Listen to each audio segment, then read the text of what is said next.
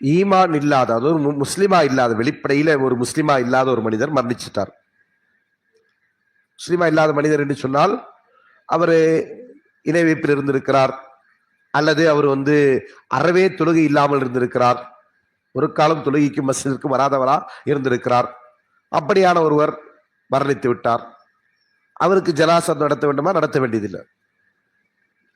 இப்ப ஒருவேளை அவர் அவர் என்ன கேட்கிறாருன்னா, அவர் ஒருவேளை அல்லாட்ட பாவ மன்னிப்பு தேடி இருப்பாரு, அவர் மரணிக்கிறதுக்கு முன்னாடி தௌபா தேடி இருக்கலாம், அப்படி உள்ள நிலையில் இல்லாம அவருக்கு தொழாம இருக்கலாமா அப்படின்னு கேட்கிறாங்க. அவரு தௌபா தேடி இருக்கிறார்ன்றது நமக்கு தெரிஞ்சா நம்ம தொழுகணும், சரிங்களா? இல்லை என்றால் நமக்கு கடமை இல்லை. ஏன்னா நம்மளை பொறுத்த வரைக்கும் நம்ம வெளிப்படையா இருந்து கொண்டிருக்கிற விஷயத்தை வைத்துக் கொண்டுதான் நம்ம தீர்ப்பு வழங்குறோம். அதான் அடிப்படை. அதான் காயிதா சொல்லுவாங்க,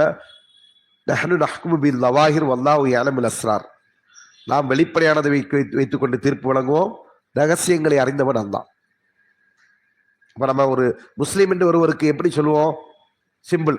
நமக்கு ஒரு பிள்ளை இருக்கிறா, கல்யாணம் பண்ணி கொடுக்கிறோம், சகோதரி இருக்கிறா, கட்டி கொடுக்கிறோம். யாரு கட்டி கொடுப்போம்? யாரு கட்டி கொடுப்போம்? முஸ்லீம் கட்டி கொடுக்கும். அப்ப அந்த முஸ்லீமுக்கான அளவுகள் என்ன? அவனோட தொழுகை இருக்கான்னு தானே பார்ப்போம். ஒரு 5 நேரம் பள்ளிக்கு தொழுகைக்கு போயிட்டு இருக்கிறாரு தானே பார்ப்போம்.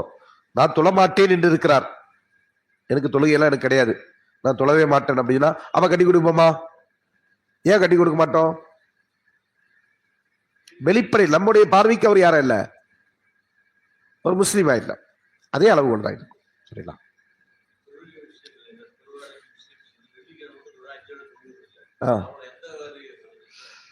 இதை பத்தி ஏற்கனவே நம்ம சொல்லி இருக்கிறோம்.